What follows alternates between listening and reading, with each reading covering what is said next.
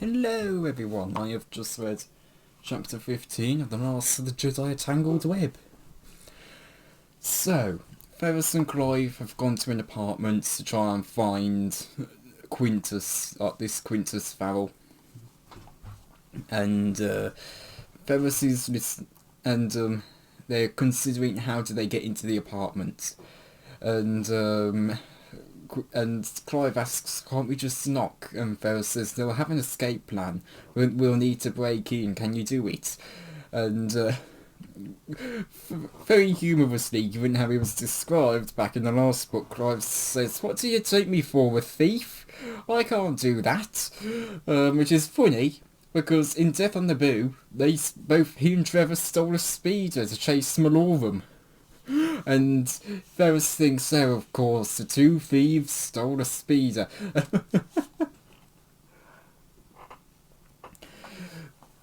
But Ferris says to just do it, so they break in, they get into the apartments carefully, and Ferris tries to search it for the living force. No one's in there. And so...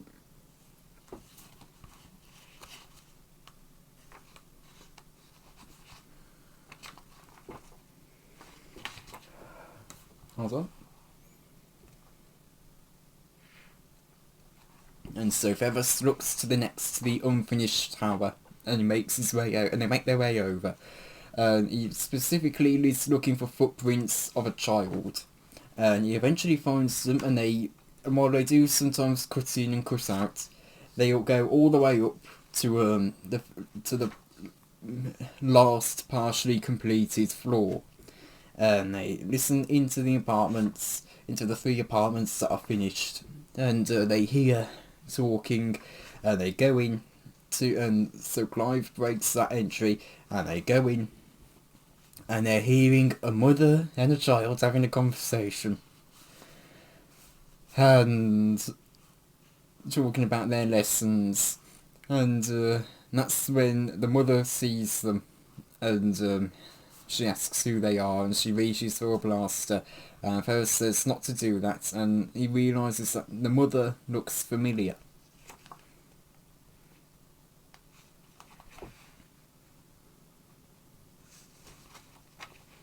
And he then realises that it's Bog Davinian's wife, Astri Davinian. And she corrects him, saying, I'm Astri Odo. Bog is no longer my husband. This is my son, Loon. Who are you, and how did you get in? And Ferris says that they met years ago at the Galactic Games on Usron, and he was with the Jedi team that supervised the games, and he introduces himself as Sarah Solon, and Astri is a bit shocked at the fact that he's the Jedi that survived, and he even says that's impossible. And he explains that he left the Order years ago, and she senses her fear and watches block Loom to protect him. And she asks if they've come to arrest her, and Ferris says that he doesn't work for the Somalian government or for the Empire, but he was asked to find her. And when she asks by whom, she says Ferris says it's not important, and hands the laser lasso to Loon. And Loon unravels it and does what is described as, he lassoed a small cushion and sent it flying, somersaulting through the air. He laughed. Loon, don't do that. Astri's voice was tight. And Ferris asks if there's a place they can talk, and they go to the kitchen, and Astri tells Loon to continue with his lesson. And Astri's still scared, but she's described as defiant. She turns to them defiantly, and she asks if Bog hired them, and Ferris says no, and Ferris asks if he knows she sabotaged the planet. And she says no, he doesn't even know he's involved, and wouldn't even think, and she doubts he thinks she was capable of it. Ferris figures out that Loon is force sensitive, and that's when that's when Astrid says that she's known Loon was Force sensitive since he was 4, and that he had his suspicions, but she knew he was different, and the way he anticipated things. And Obi-Wan once told her the story of Anakin. Loon doesn't know he's Force sensitive, but he knows he's different, and she says that Bog didn't know for a long time that she left him shortly before the Clone Wars after the attack on Chancellor Palpatine. She knew Bog was involved, and she knew he tried to discredit the Jedi in the Senate, and she knew that he would take her son to punish her. And when Ferris asks what happened, Astrid says that her father died during the Clone Wars and that they came to Somalia. And Bog somehow got into power again and used that power to find her. And he, against her instincts, he let Bog see her son. And one day they were playing and Loon used the Force to suspend a laser ball. Bog realised what it was and how Bog wants Loon for something for the Emperor, and she doesn't know what, but only knows that he wants to take her away. And Clive goes, "Wait a minute, you sabotaged the records of an entire planet so that your ex-husband won't get his hands on your own son." And Ferris wants to tell Astrid that Obi-Wan's alive because he knows how close they were, but he can't, of course, disclose that secret with almost anyone. And Astrid gets a bit angry and says Bog fathered that child but did not raise him. He had no interest in him except as a bargaining chip to keep me in line. We haven't been able to leave the planet. Now he wants to take him from me to curry favour from the Emperor. He's to be raised on Coruscant, he told me. And Ferris says that she threw the entire planet into chaos and endangers people. And Astrid says that yes, she would do all of that just to protect her son, which very motherly.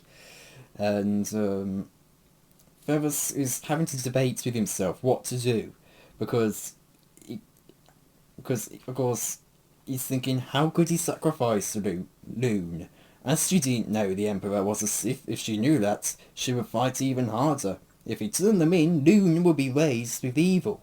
He could even become a Sith, or killed like the Jedi have been killed. And Astrid begs for them to let her go. And that's when Ferris feels something off. All the noise that they were hearing from air speeders to the turbo hammers the building they're in has just gone quiet. Clive notices it too and says, "It's awfully quiet." The last line of the book, "Something is wrong," Ferris said. "The dark side has arrived as invader."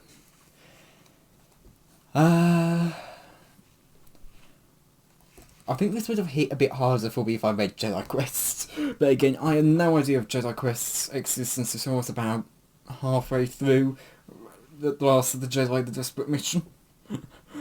So it was kind of a bit too late for me to stop Desperate Mission there.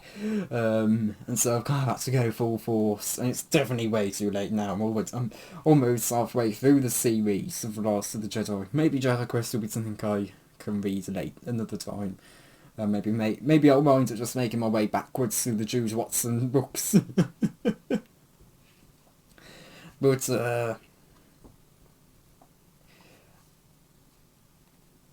going to mainly talk about Astrid, and you really understand her pain, I guess, and how she would do anything for her son, and she has, and you really do understand her.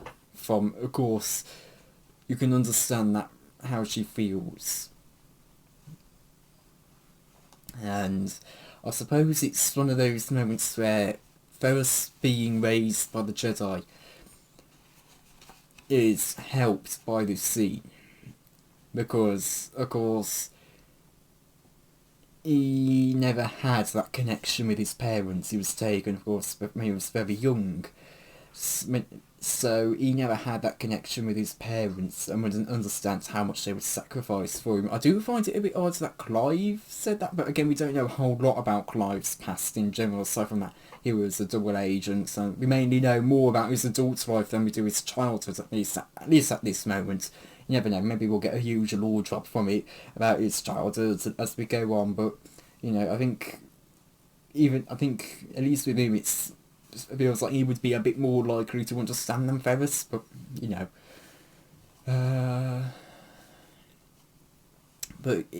You really understand where Astri's coming from, and she just wants to protect her son. That's all she wants to do. It's going to be interesting to see if Ferris takes them to the Jedi asteroid.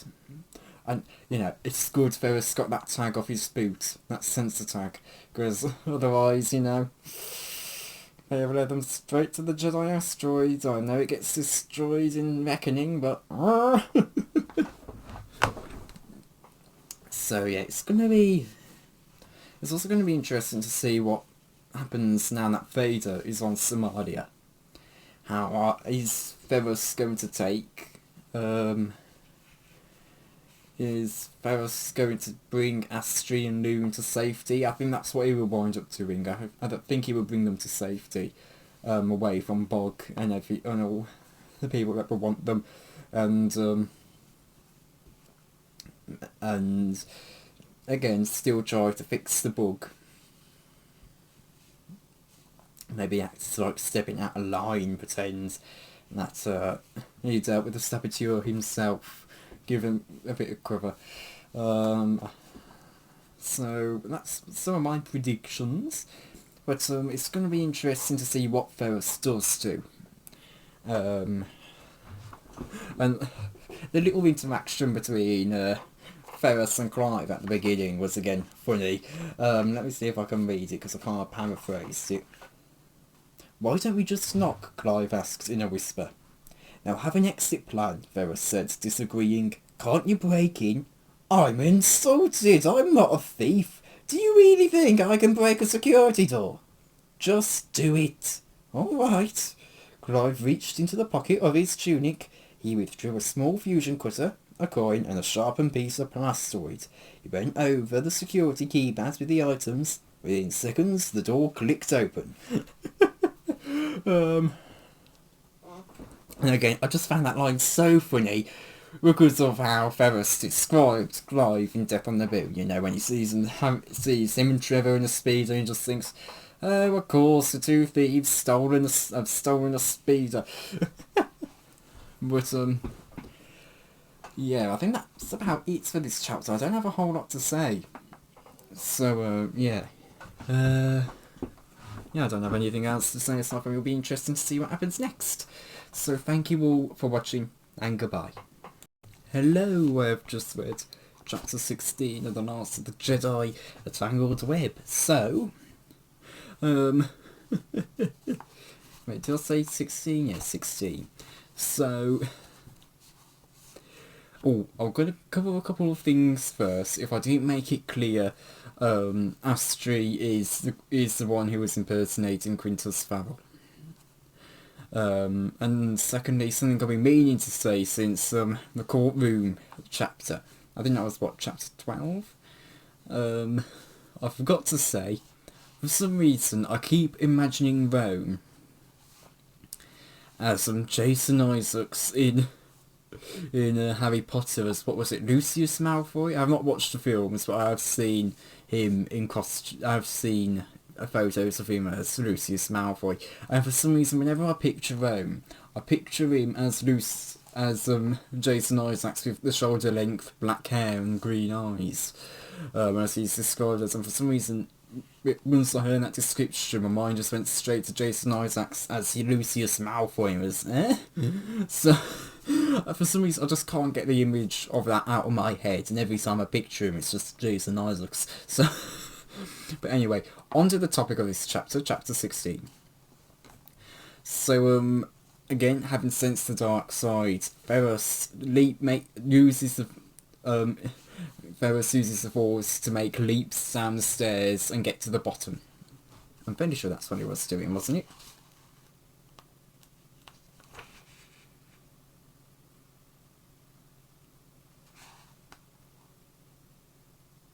Yeah.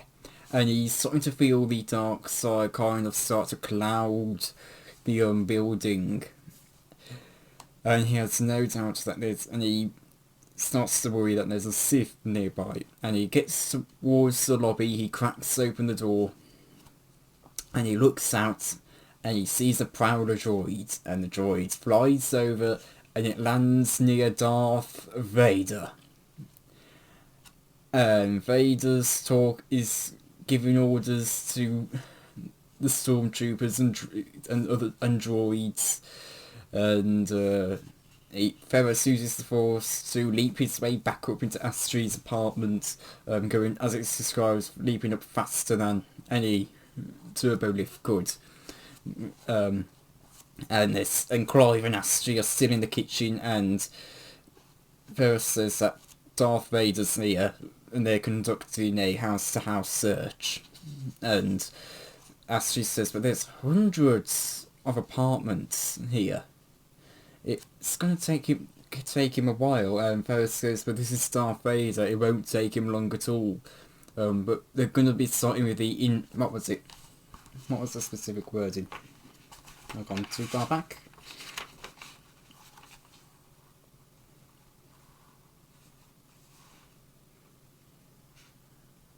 Well, Ferris says that the good news is that he's starting with the inhabited buildings.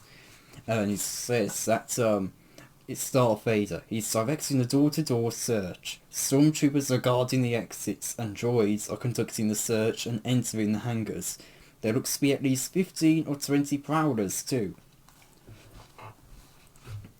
And Clive asks how they're going to get out of here, and Astri asks if they are going to turn him in, and Ferris promises that they won't.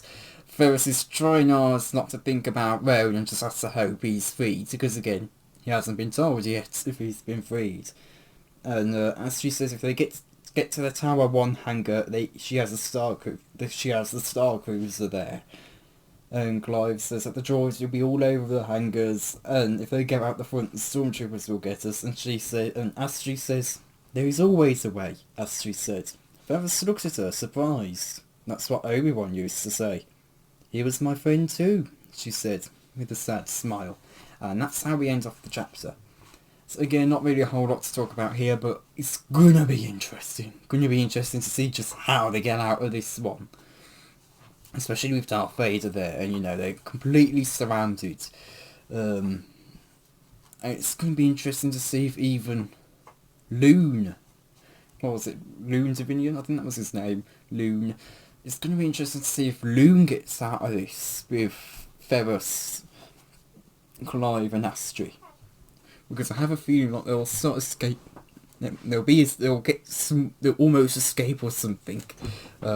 And then Darth Vader will pull Loon towards him, and that's going to be like what Return to the Dark Side's going to be about, or something like that. So it's really getting good, especially since and now we're on chapter 17. Chapter 17 is the next one, and it's chapter 22, and that's the last chapter 22. And it really doesn't feel like we're moving into the latter half of the book yet. Yeah, that's one thing Tangled has done really well. It's that even though you're making lots of progress throughout the book, it feels like you're still in the middle of the story. Which is something I can't exactly say for the previous 4 books. I was about to say 3, no 4.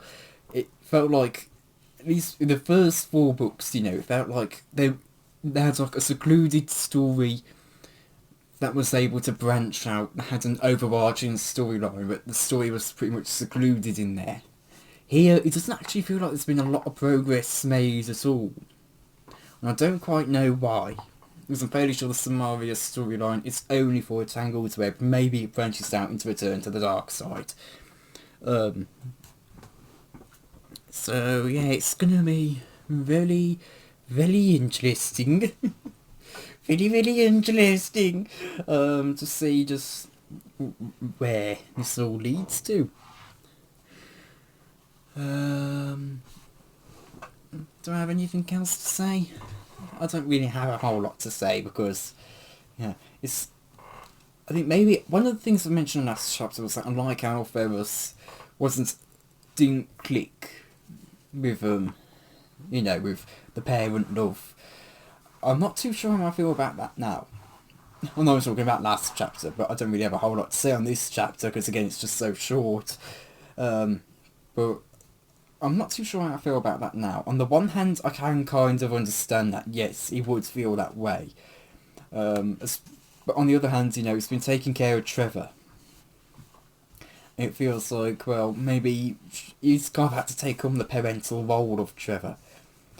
Yet at the same time, I think he was in Underworld. I could be wrong on that, but I think he was in either in Underworld or Death on the Boo. I think it was Death on the Boo when he's in the prison in one of those chapters, and the Don Tamo prison, and he says that he didn't quite know where his responsibility lies for Trevor. He didn't quite know where it began and where it ended. And the thing is, Ferris, but then you think about it, and then Ferris, he's been very protective of Trevor. So, but he kind of just began to give up on trying to persuade Trevor out of things because he just doesn't listen. So, I'm not too sure how I feel about it now. I'm not too sure how I feel about that now. So, yeah. Because I feel like now that I think about it a bit more, it definitely feels like maybe I think Ferris should have been able to understand that. But it's such a small part of the story, and, he's a Jedi, and he's thinking on the biggest scale. He still has quite a few Jedi-isms that he still has, like in Desperate Mission, he can just never get that instinct of reaching for his lightsaber, even when he doesn't have one, out of him. So, maybe it's just one of those Jedi-isms of looking at the bigger picture rather than the smaller picture. And it's maybe, and then when it comes to Roan and Trevor, then more personal connections are able to come to mind a bit quicker. Also, in the more general sense, they don't know. They're not being part of Astri and Loon's life. So, of course, for them, it's a bit complicated. It's a bit complicated. It definitely feels like Ferris should have understood. But at the same time, it feels like he also has the right. It feels like he also shouldn't. It's difficult. It's very difficult to figure it out.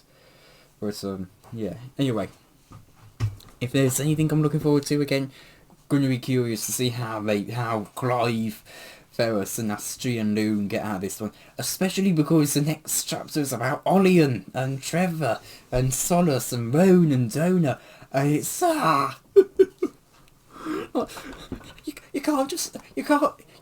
You can't leave us on a cliffhanger like that of how are they meant to get out of this situation. It literally always are not available, and then you take us over to Solace, Trevor, and Olian.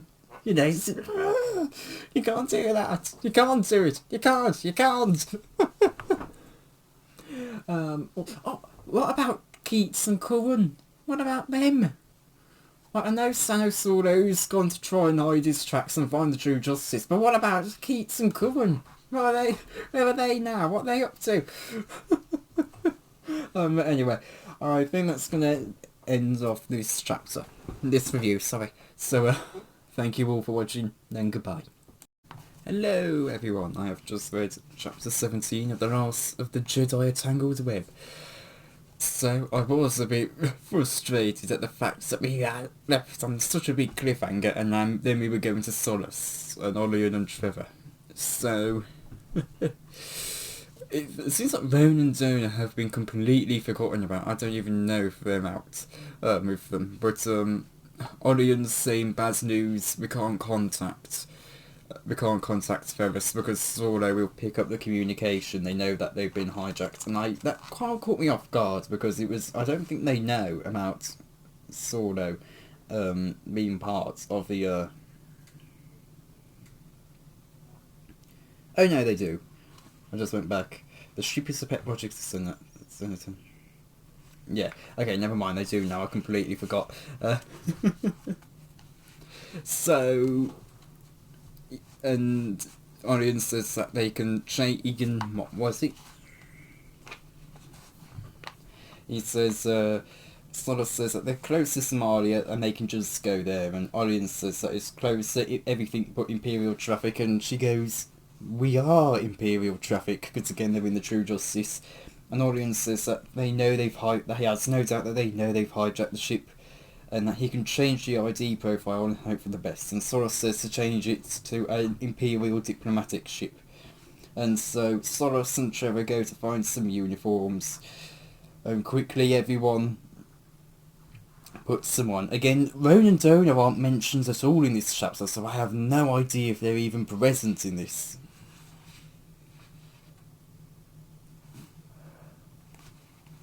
They're even present with Solos and Orion and Trevor. But they are eventually cleared to go on Saf. And if they weren't cleared, Solos says that they just have to make a break for it and go there anyway. Once they're there, of course, the Doctor Master tells them to try and avoid the space lanes because the control's not functioning today. And they get in there, and they start flying through the space lanes, and Solos says that now that they're on Saf, they can activate the homing signal on Ferris's comlink now that they're on the same planet. And they make their way over to Fountain Towers. And that's when she notices that something's going on. And Orion says that's their security vehicles, and Trevor says it's stormtroopers. And so Solos says that she's going in. And she parks, I assume it's the True Justice, it just says cruiser, but I assume it's the True Justice. She parks it out of sight, and the three of them, maybe the five of them, if Donor and Ramon are there, again, it doesn't make it clear if they're there, it doesn't mention them at all in this chapter. But, they, kind of very much start to blend in with, all the Imperials. And that's surprising to me, because, aren't the Empire, don't the Empire only work with, humans? Like, Thrawn was a very specific exception. You know, most of the time, really, the Empire only work with humans, yet you've got Orion there, who's a Bothan. That was kind of interesting. But, as they're making the search, Sola says that she knows Ferris is here somewhere, and that's when when Trevor spots Vader. And it says they ducked down the hallway, sort of scrapped back to survey the situation. And she says that Vader's leading the search and they have to find Ferris first. And that's where we end off the chapter. So, this didn't really help with the tension. Again, nothing really to talk about with this chapter, really. I have no idea, are Ronan's owner there or not, because they're not mentioned at all, and we know they're trying to send a message for Ronan, so Ferris knows Ronan's owner was safe, but it's, okay, what, are they there with them, are they not there with them? Again, it's going to be interesting to see if Vader recognises Trevor, because remember, in Underworld he saw both Ferris and Trevor, he didn't do anything, but as he was forced choking Malorum, you know, Ferris and Trevor were accidentally revealed by Vader. So, you know, are they really recognise Trevor? Is that so they have to keep out of his way? It's going to be interesting. Again, it's going to be interesting to see how they get out of this one. I guess they kind of have a way now. now that the true, I assume it's the True Justice against Justice Cruiser. Now that the True Justice is there. No. Is there anything else I have to say? Not really. Again, this is just kind of like setting up the escape, so yeah. I guess I'll end the review here, and I can continue it once I read the next chapter, so thank you all for watching, and goodbye. Oh, what a chapter. So I've just read chapter 18 of The Last of the Jedi, a Tangled web. I almost said Death on the Boot. So, I think this is the longest chapter we've had so far. Goes on page 107. Oh, it's almost 20 pages. Oh. From page... No, that's chapter 16, sorry. This is chapter 18. Went too far back. Okay, chapter 113 to chapter 126. That's more like it. Let's again just for chapter 18. So Ferris says that they've got to go up.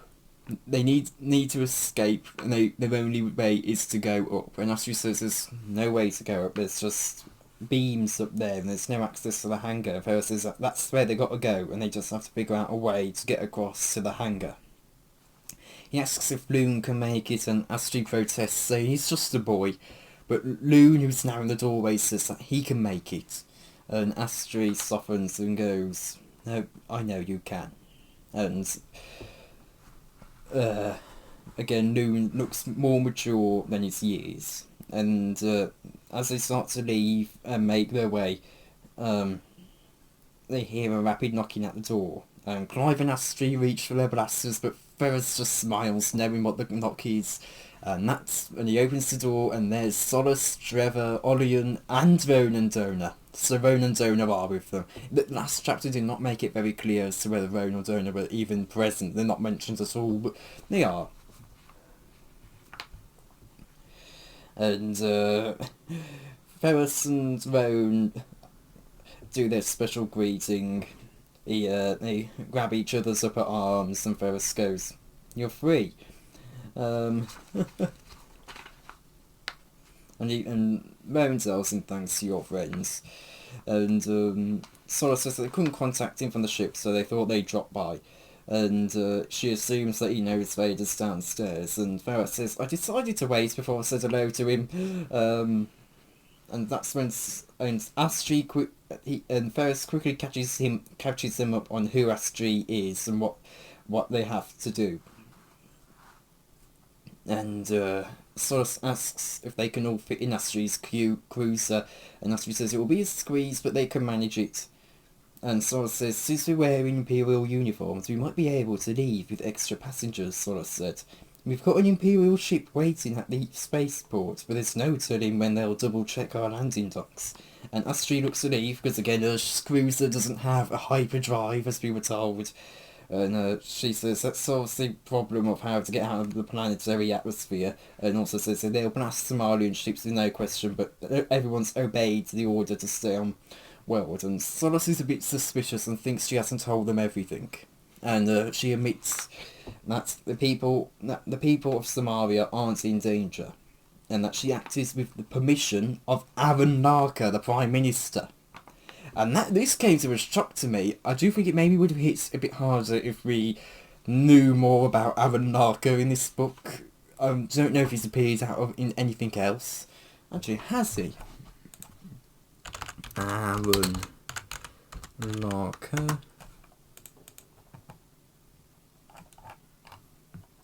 No, this was his first appearance, so it would have hit a bit harder if if we knew more about Aaron, and he appeared again after the introductory chapter with him in. Because, we only ever appeared in one chapter, so it feels a bit...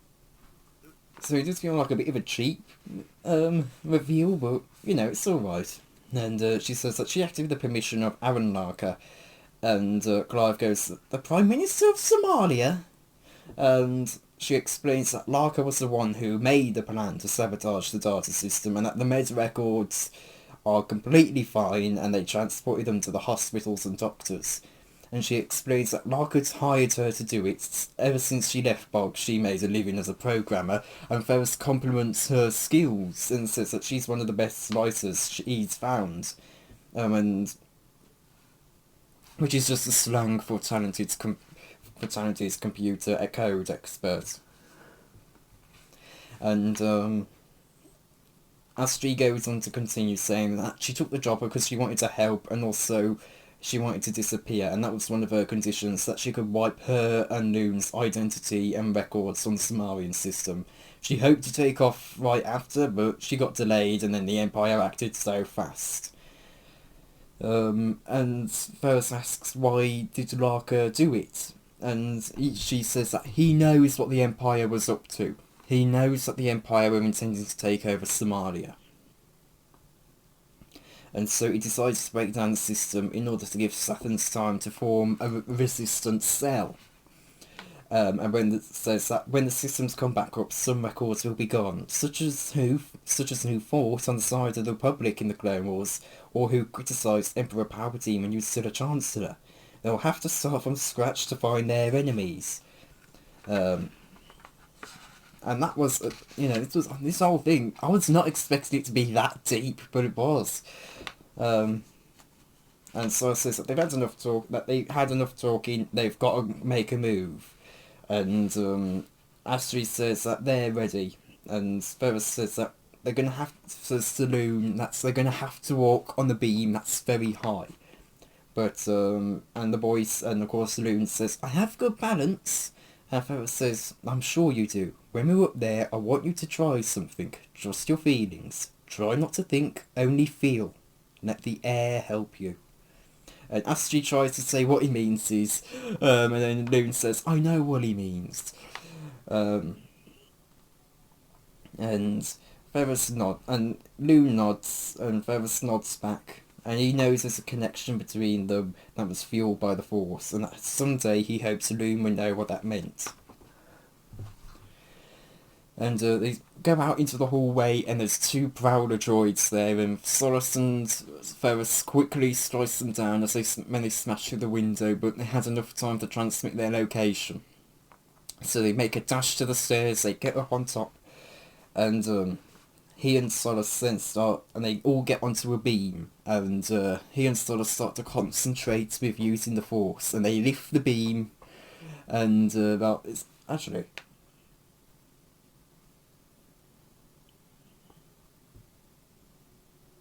Never mind, they don't get onto the beam yet. He and Solas concentrate on the Force and move the beam to be a bridge between the main tower and the hangar tower.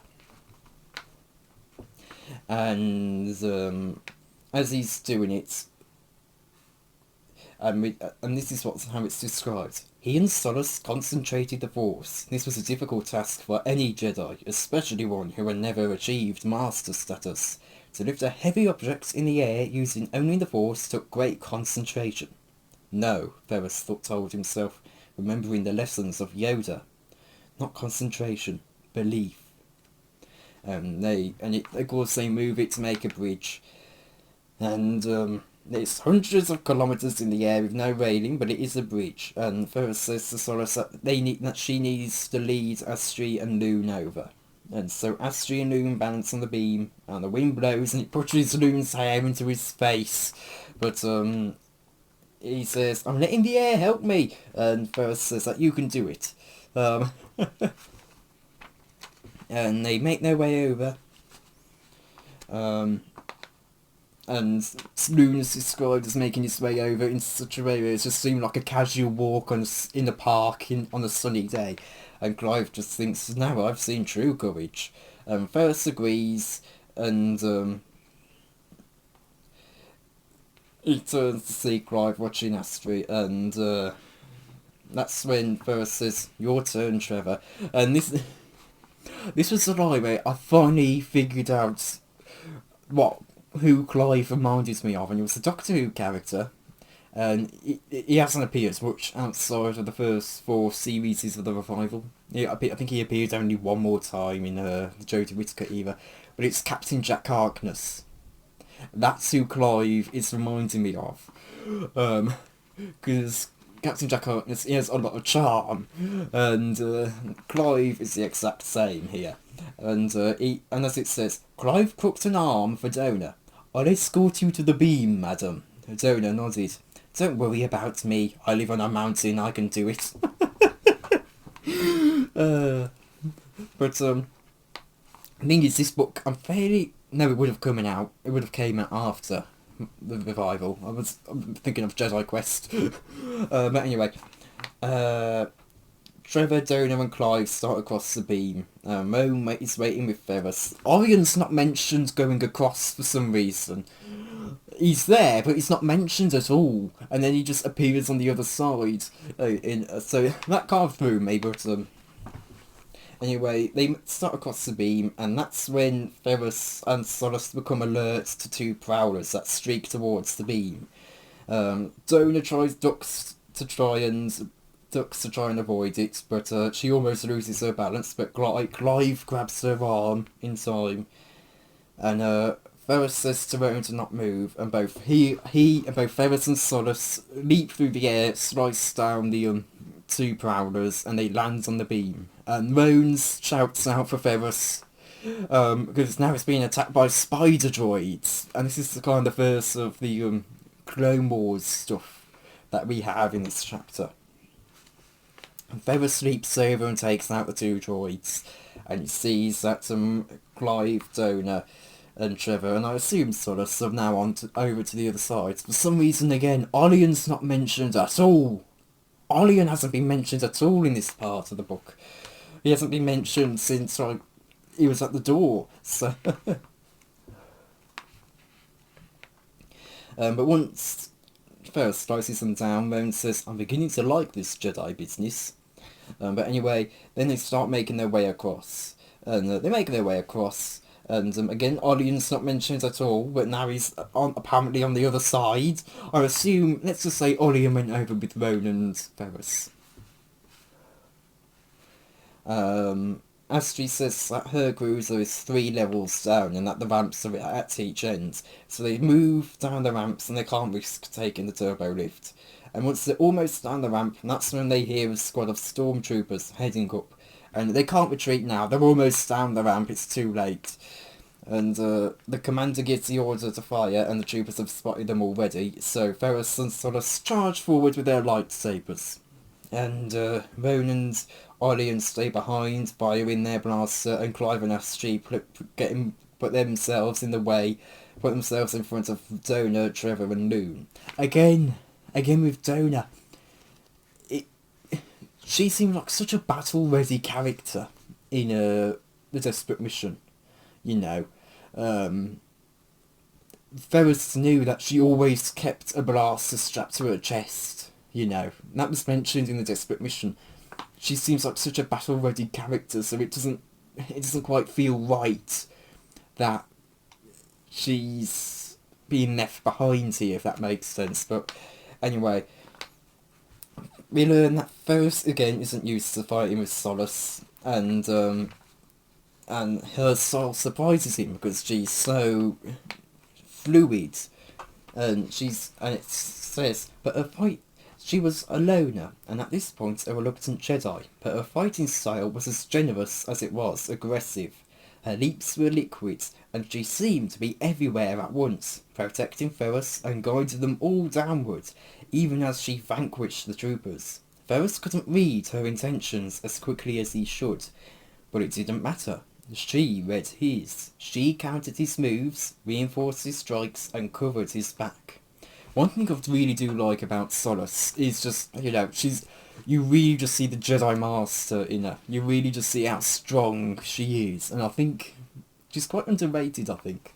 But anyway, once all the stormtroopers, as it says here, when the clones, that took me by surprise, because it was described as stormtroopers only a moment ago. But then again, there are a lot of Clone Wars stuff in here, so once they take out all the stormtroopers, which again are described as clones here, Ferris says thanks to Solace as he's looking at her in admiration. And they continue on down to the next level, and there's more prowler droids ahead, and Ferris takes them out with 3 clean strikes, as it says. And Solus says that they're going to spend more firepower now that they know where they are. And they race down the last ramp towards the cruiser, and everyone leaps in, and Ferris, he's...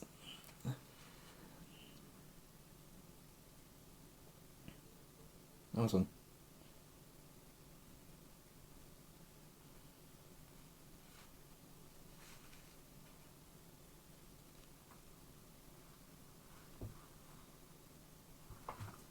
So pretty much everyone but Trevor, Loon and Trevor get into the cruiser, and just as Trevor, Loon and Ferris are getting over to the cruiser, 2 droidicas appear.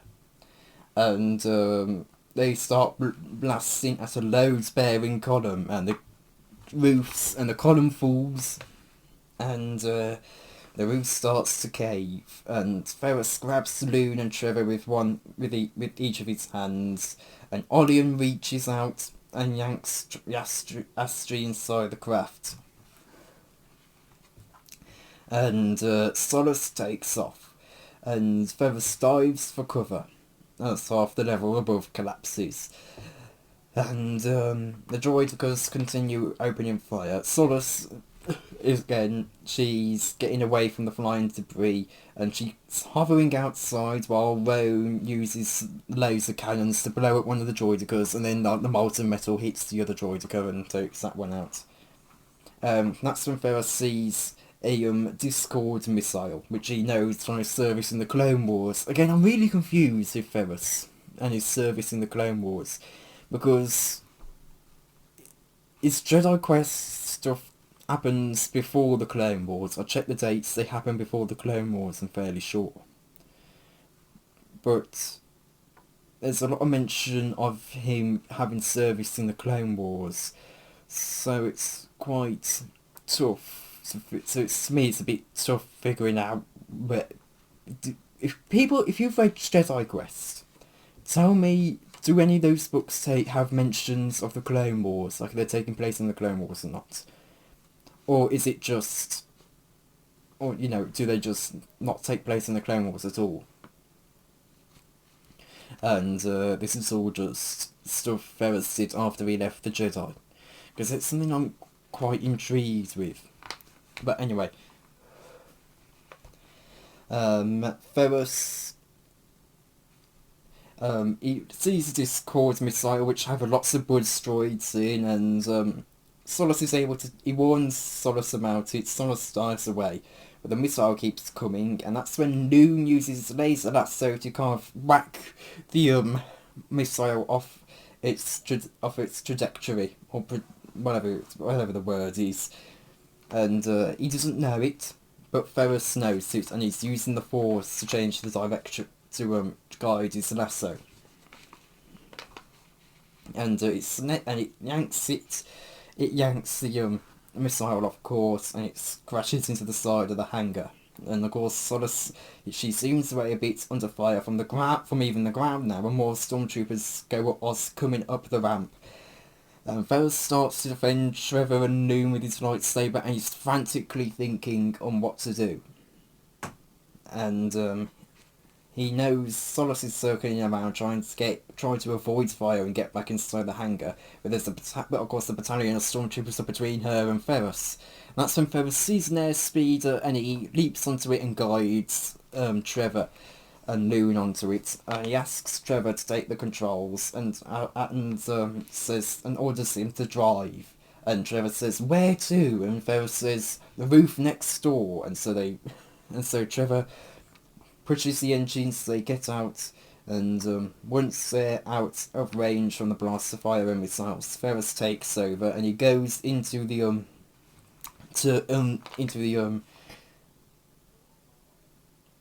unfinished turbo lift shaft for a bit of safety for the moment, and he lets the craft hover, and Ferris thinks carefully at the design of the tower. And he knows the wall will be thin near the roof because, of course, the reinforced durasteel hasn't been added yet, it's still under construction. Ferris says Solus will find us, and he starts to direct the craft up the shaft and manoeuvres it closer to the wall. And that's when he says to Trevor, I need you to do something for me. And Trevor knows immediately what it is. And he's immediately repulsive to it. And he's going, no, I'm not leaving you. Not again. And Ferris says you have to take Loon. You have to take Loon. And Loon says, I can take care of myself. But Trevor sighs and he knows he has to go. And that's when he says, every time I leave you, you end up captured. And Ferris reassures Trevor that not this time, the Emperor wants him free for some reason. He doesn't know, but he knows he needs him. And that he can buy them time until they get away. And he says to Trevor it's the only way. And Trevor nods and says it's alright. And says, but just so you know, you can't get rid of me for good. And Ferris says, I know. And he cuts through the wall. He cuts through the wall. And as he's cutting through it, Loon says, I've never seen a Jedi in action before. I wish I could do that. And Ferris says, maybe someday you will. And as he cuts through the wall, that's when Solus, once he's cut through the wall, through the wall, and Trevor and Loon have gotten off the speeder, Solus comes over, and Trevor and Loon go onto the wing of the cruiser. Keep him on the cruise, it's not the true justice. It made it clear that it's not the true justice. And they get on, and Astri is so relieved. She is so relieved. And Ferris shouts to get to the base and that he'll join them. And Solus flies off, and that's when Ferris gets into this speeder and he races back up to the roof and starts to make his way past the beams and down the stairs to the street level to meet Darth Vader. Oh, it only took me about 22 minutes to give you the summary of this chapter. Well, okay, not 22 minutes, but nearly 22 minutes, come on. I'm actually going to put this book back up on this shelf for a moment, give me a moment. Right then, there we go. So, there's a lot to talk about with this chapter, but also not a whole lot to talk about, because, again, it's so action-packed. I was not expecting the route it took with Aranaka. I think that was quite a surprising twist, and it's actually quite a genius twist as well. I was thinking, how did I not think of that? Of course, it could have been. Of course, Aranaka.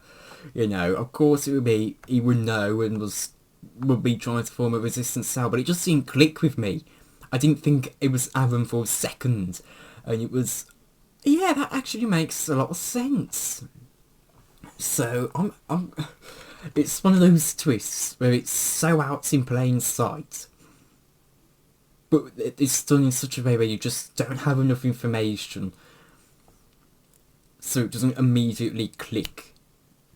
And, you know, I was speculating the whole time that it was Sano Solo or Bog Davinian, or Palpatine had done it himself, or the Empire in general. And then we had the reveal that it was Astri, and we thought, okay, it's Astri. And then, of course, it winds up actually being Aranaka. And that was a really good twist. I was not expecting that for a second. I'm not exactly sure why Ferris had to leave himself behind. It definitely seemed, because, you know, he's literally right there. He literally could have just gotten on the ship with Solus. It definitely feels like, why doesn't he just go with them? But I think that's one of the things where we need to can't wait and see what happens. We need to see what Ferris has planned and what he's going to do. I think so. Yeah, I think that's one of those things where it's a bit like, why doesn't he go on the ship? But there's probably reasons for him to do so that we're going to see within the next 3 chapters or so. Because what was it? This was chapter Okay, never mind, 4 chapters, because it's chapter 18.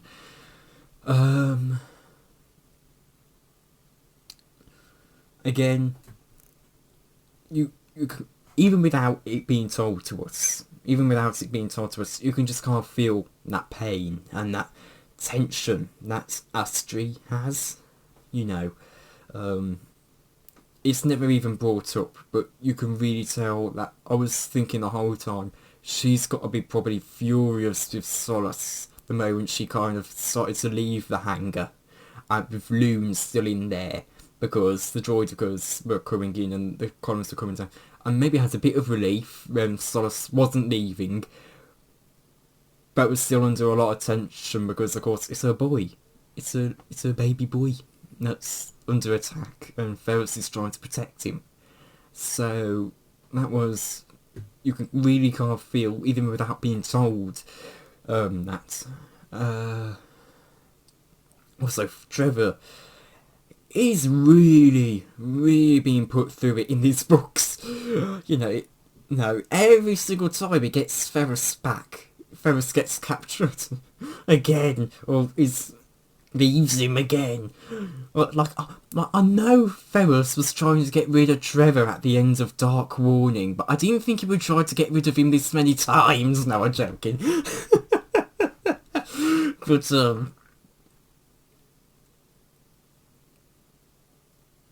yeah,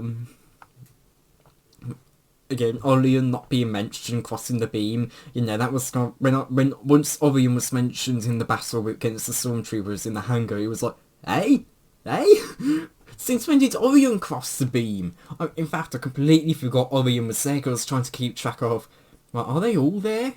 I'm fairly sure it's that, like, the 5 of them were now across, and it was like, is that 5 of them? Yes, it's 5 of them, but it completely forgot about Orion. So it's like sorry, where is Orion now? Like, Orion wasn't mentioned crossing the beam at any point. So it was like hey? Maybe that's something they can fix if they ever republish these books. What else do I have to say? Do I have anything else to say? It's going to be interesting to see how that interaction between Ferris and Vader goes. Because, of course, Ferris doesn't know Vader is Anakin. Ferris doesn't know that. But Vader is going to recognise Ferris. And again, I haven't read Jedi Quest, but I know they were rivals. And from what it seems like, they were not on good terms in the slightest. So it's going to be very interesting to see how that interaction goes. It's going to be interesting to see, like, if Palpatine suddenly appears, if it's going to be, if you read the Vader comics, I think it was like the 2017 ones, I know that's canon, and this came out way before, but like a decade before, I think. You know, there was Vader who almost killed the Grand Inquisitor, and then Palpatine appeared to stop him. It wouldn't surprise me if something similar happens here, where Vader's about to slice down Ferris, and then Palpatine is there to stop him.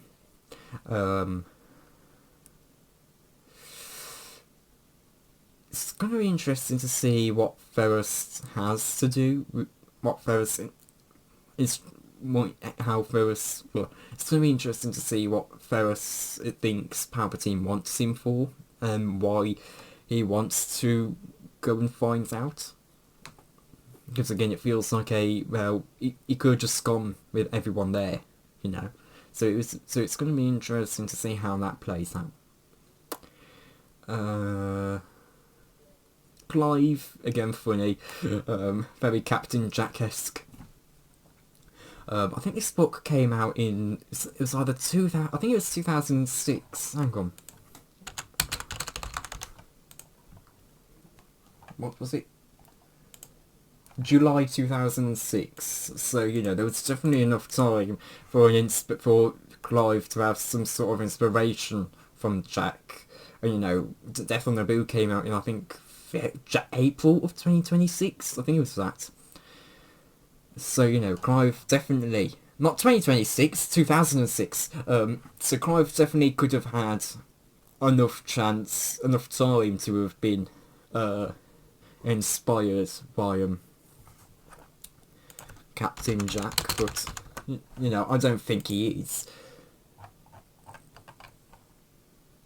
But you know, it definitely feels, you can definitely see similarities between their characters. Again, I'm not too keen with Dona in here. You know, she seemed like such a strong, battle-ready character in the Desperate Mission, and it doesn't quite feel like that anymore. And I'm not too sure how I feel about that with her character, because it really seemed like it was the other way around with her character. This feels like everything she isn't, if that makes sense. And I'm not too sure how I feel about that.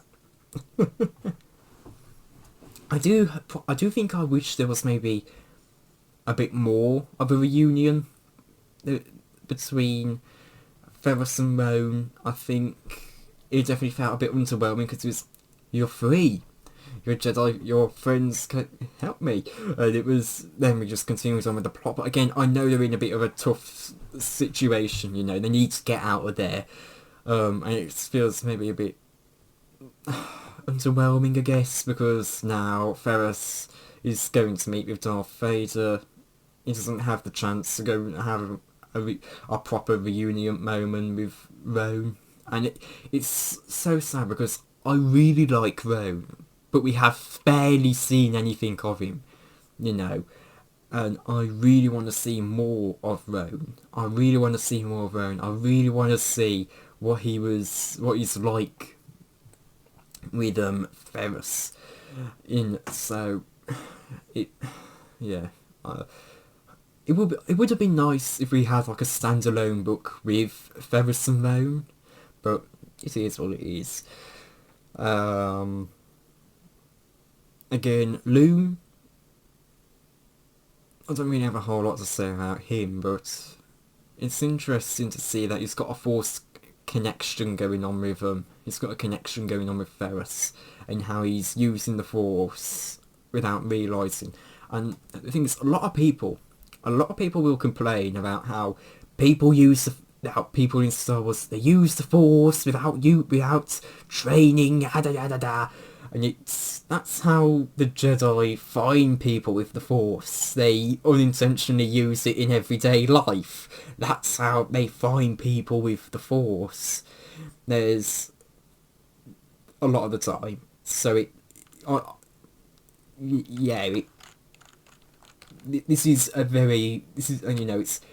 it's like that in the Darth Plagueis novel. That's how Plagueis found out about Palpatine. He senses Force sensitivity, and Palpatine says he's known of it all his life. He's used it in day-to-day life.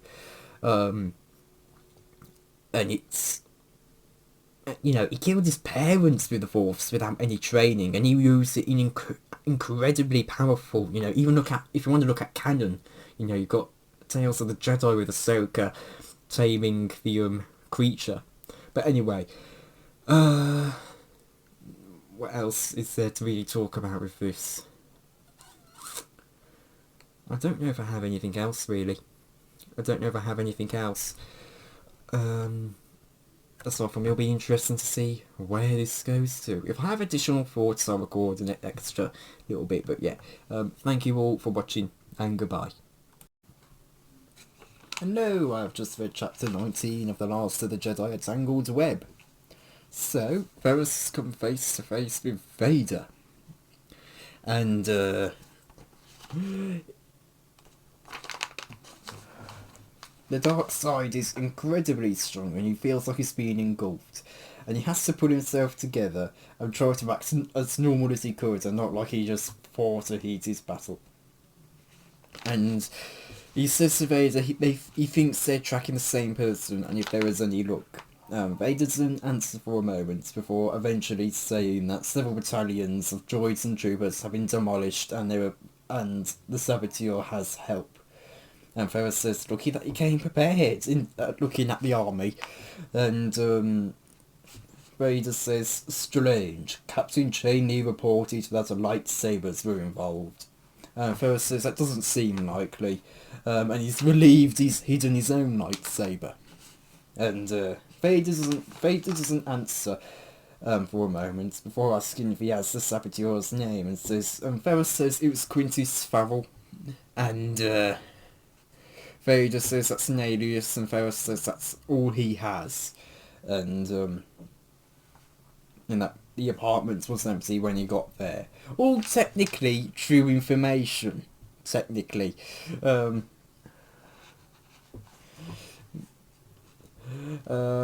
you know, Quintus Farrell is an alias, and that is what Ferris knew them by, technically.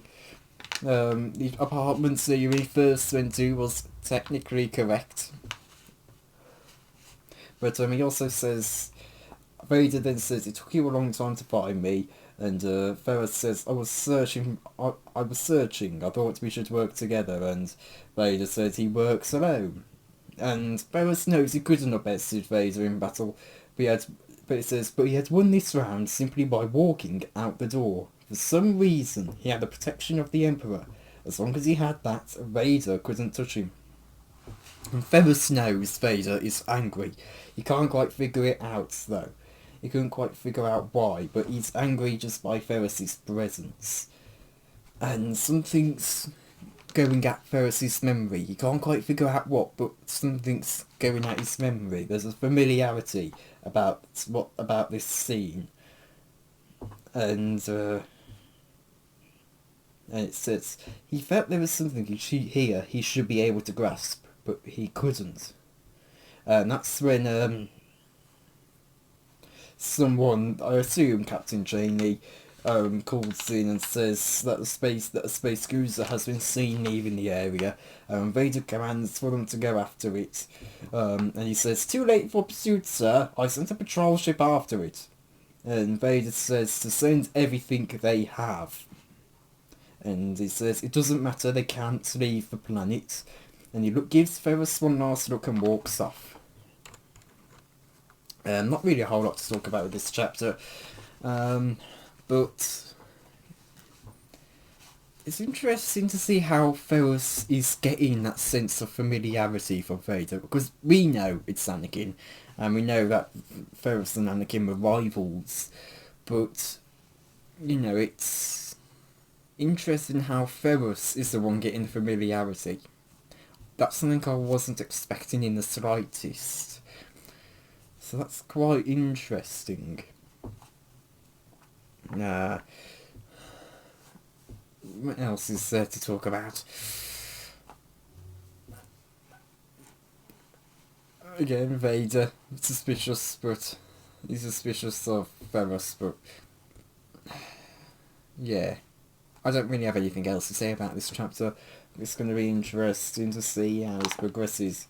So, yeah. Oh, it's got the next chapter's about Keats and Cullen. Okay. I'm almost done with the book. I've only got about 10 pages, so you never know. May just finish it now. So, yeah. Thank you all for watching, and goodbye. Hello, everyone. I've just read Chapter 20 of The Last of the Jedi, A Tangled Web. So, Keats and Cullen are still in the holding cell, and Keats is wondering what's taking Sorrow so long, and Cullen is saying the longer they're here the better, because once they're into an Imperial detention centre they're sunk, and Keats goes, you mean we're not sunk now? And Zachary comes in and he says, Senate regulations say I have to send in food. And Keats brightens up and says things are looking up. And that's when Dexy's old waitress droid, WA7 from Attack of the Clones, she wheels in with a tray. And as she comes in, she says, things are done by the book in the Senate, young man. And Zachary says, don't call me young man. Sorry, old man. And Zachary snorts and stamps out. But he leaves the door slightly open. Sorry, I just lost my bookmark. He leaves the door slightly open and he watches. And with his hand on his blaster.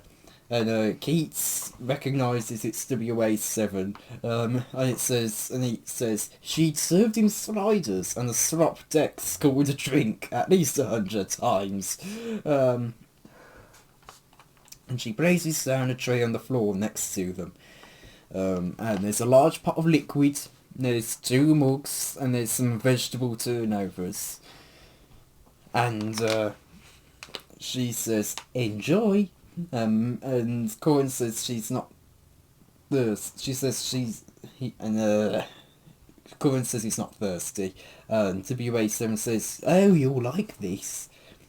And as it turns out, she puts a blaster inside the pot. And Keats immediately takes the blaster. And WA7, she throws the heavy metal tray at Zachary's neck. And he staggers back, and then Keats hits him with the pommel of the blaster. And he falls to the floor. And Keats takes out the 3 security droids with the blaster. And WA7 I suggest a fast exit. I can find my own way out. Say hello to Dex for me. And she wheels away, and Corin and we learn that Keats and Corin know the Senate, like they're like their childhood homes, and they make a very quick exit, and they're out. And that's when we end off the chapter. Again, so short, so it's tough to really say anything. Again, Keats, funny. He is always going to be funny. I was not expecting WA7 to appear. In fact, I wouldn't have even Googled her if it wasn't for the fact that it said that it's the same droid that Dex had. But funnily enough, a lot of the time in these books, in The Last of the Jedi, droids are described as wheeling around, and I often would actually think of WA7 when they were described as such. So it's actually nice to have her appear. So yeah, is there, what else do I have to say, if I have anything else to say? It's a shame WA7 didn't go with them. You know, it's again like, why didn't you go with them? You know, unless it's, you know, the Empire have put something inside of her to as a tracker. You know, I think, again, that's one of the things that we need a little bit more context into what's going on. So, yeah. But, I really don't have much else to say, so thank you all for watching, and goodbye. Hello everyone, I've just read chapter 21 of The Last of the Jedi Tangled. I'm flying through these last couple of chapters because they're only 3 pages long, the next one's only 4, and that will be the last chapter. So, Solace and the gang have all gotten back to the Star Cruiser to run the True Justice. And they're waiting for clearance. And Orion is observing, saying, so far so good, no Imperial guards rushing the ship. And Solace says that they need to contact Doc Master and get clearance, and that will be the real test, and she'll start the departure checks. And they wait for minutes for the clearance, and it doesn't come, and everyone's starting to get anxious, and Solace says that it's taking too long. Meanwhile, Senator Solo is furious, and he's going, of course they changed the registry numbers. Look for a ship that matches its description. And the officer, and he then commands for the officer who's sending another holographic space map into the air to say, he says, now give me the starter from every spaceport near its last known position. And the officer mentions that there's a ship on the landing platform on Somalia, and that's when Sorrow stops pacing and thinks, oh, of course, so the hijacking wasn't random, and they went straight to Ferrosolan. And how could he have missed it? He'd been so blind. And he says, that's it, get me the Dockmaster now. And the officer says, the spaceport is still in the hands of the Somalians, sir, not us, just get him. And they start talking, and Solo commands to says to, and the Dockmaster says it's a diplomatic ship and it's been cleared for departure, and Solo says to stop the ship now, and the Dockmaster says that it's an Imperial ship, all Imperial ships are cleared, and Solo says if you don't stop that ship now, I am going to send you to an Imperial prison for the rest of your life. If he doesn't revoke the order and stop the ship. And the Dockmaster says, I'm sorry, the clearance has already been granted. It's just cleared Somalian airspace. And Solo slams one of his hands on the console and breaks 2 sensors. And then his assistant comes over and whispers in his ear, the Emperor wants to see him. And that's where we end it off. It looks like the next chapter again is going to be with Ferris and Vader, maybe even with Solo. So, yeah, it's gonna be interesting to see where this leads to, how this book will end, because it feels like there's still so much left for it to do, yet we've only got one more chapter that spans 4 pages, you know. So, really 3 pages. But yeah, it's going to be interesting to see how this book ends. And again, I don't have a whole lot to say on this chapter.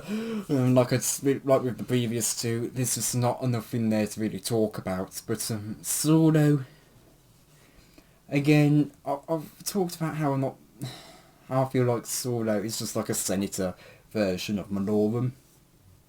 And you came across as very intimidating when you first appeared in the book.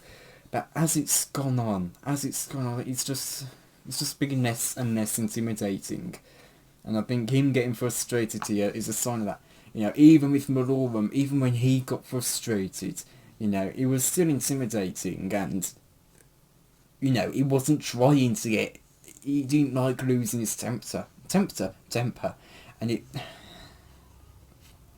And Solo just doesn't quite click with me, I think, like Malorum does. It may also be because it's not an Inquisitor, but which is one of the reasons I started reading Last of the Jedi, is because it featured Malorum, Sankor and Hydra, all Inquisitors. Yeah, I'm fairly sure Ferris is made the head of the Inquisitorius at some point as well, so, you know, technically Ferris is an Inquisitor, technically a Grand Inquisitor, but yeah, anyway, I'll see how this last chapter is, and I can speak a bit more wisely about the book. So, yeah.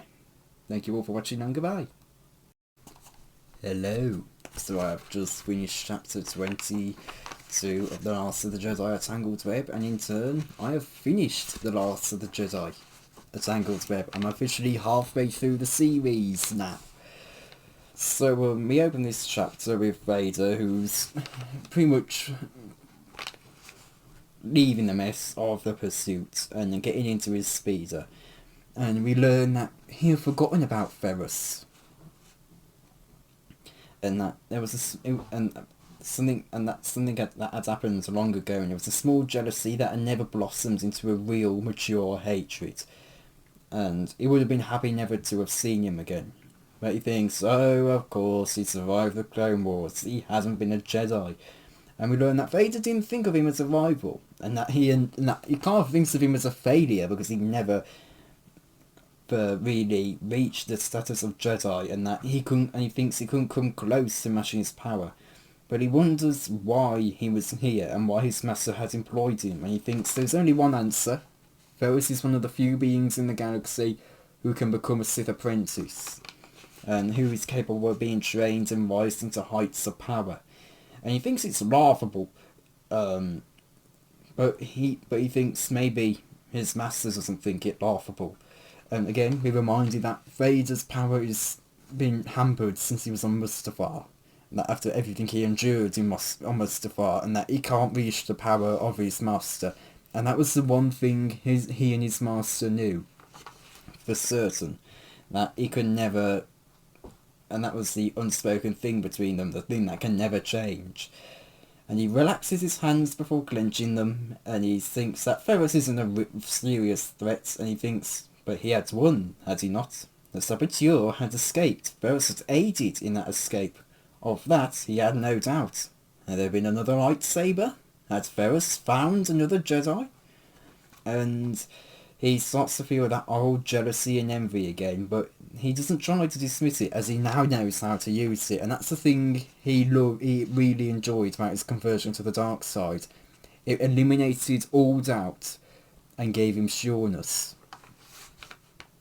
And he doesn't want to, and he never wants to be reminded of what he's been, and he never wants to live with doubt again. And his speeder flies off, and he thinks he will control this situation, and realizes Solo's not the problem now. Ferrus is. And we cut to Ferrus, who is watching his friends leave Somalia. And he's thinking that, and he has to make sure, he had to be sure his friends were safe. But now he's thinking, what now? As Astri told him how to fix the bug,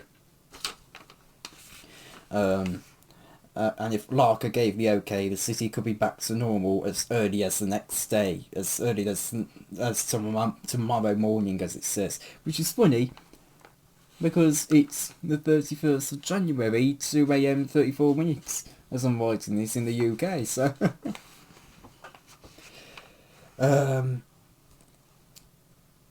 and it says it says that the change is made to protect those fighting the Empire, and he's anxious to return back to his secret base on the asteroid. And he really wanted to make that journey among friends, especially among Rome. And he wanted to see the progress Rhaena and Soma had made. Wanted to see how Garen was, but and it was hard for him to say goodbye to Rome. But he thinks it would have been good to rest even for a day. But there was something telling him not to leave. And that he had taken on a job for the Emperor, and he was working for the Empire, at least on the surface, and that he was certain Palpatine didn't trust him, but that wouldn't prevent him from becoming a double agent. And he's certain that Palpatine will have another job for him and soon. And they both know the game they are playing, and Ferrus risks it. And he knows, and the last line of the book, risk it and learn what he could. He's entered the heart of darkness he hated and feared. He would need all his strength he knew to survive it. And that's how we end the book. Again, it's going to be interesting to see what Vader does now. Is he going to start going behind Palpatine's back to go after Ferrus? And would that to Palpatine, would that be a sign of he's doing the right thing on getting Ferrus? Because he keeps thinking it's what was the line? It was something like in it was chapter 14, wasn't it? Yeah, here it was. It would serve. Vader did not want Sorrow to gather any Force sensitives, especially children. It would serve as reminders of things he thought he needed to forget. He didn't need to forget them. He needed to glory in what he had done. He needed to scorn what he has lost. And the thing is, it's Vader is trying to sever himself from his past. And I have a feeling Palpatine will see it as, if he goes after Ferrus, it will be him going after a connection to his past and and being fueled by his past. And so Palpatine, that may just reinforce that, yes, he's doing the right call by having Ferrus as his apprentice. So, yeah.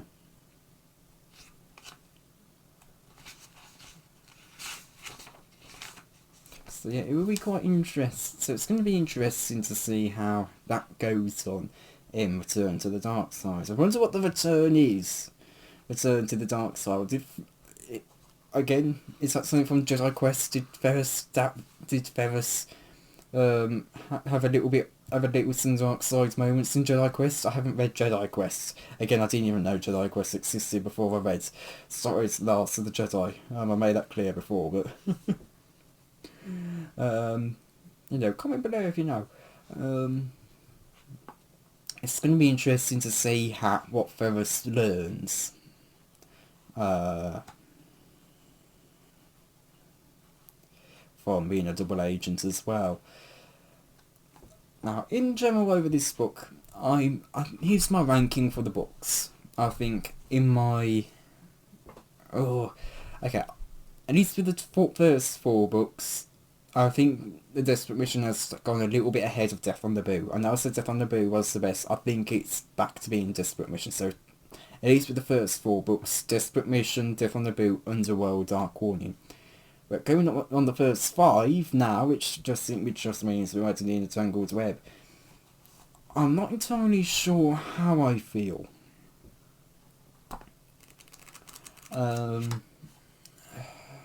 That's because Tangled Web is really, really good.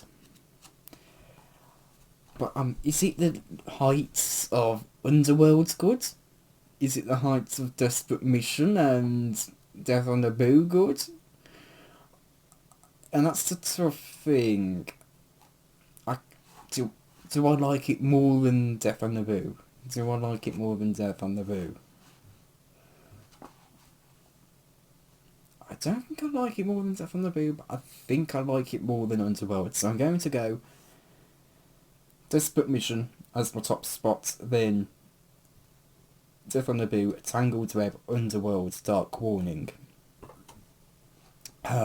So far.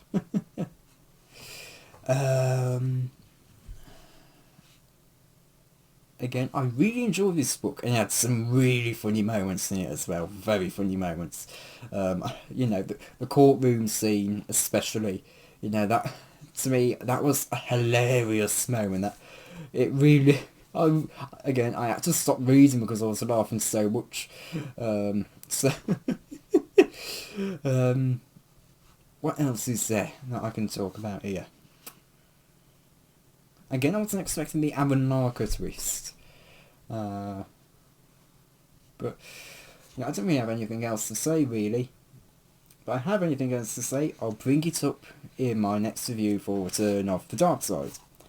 That's...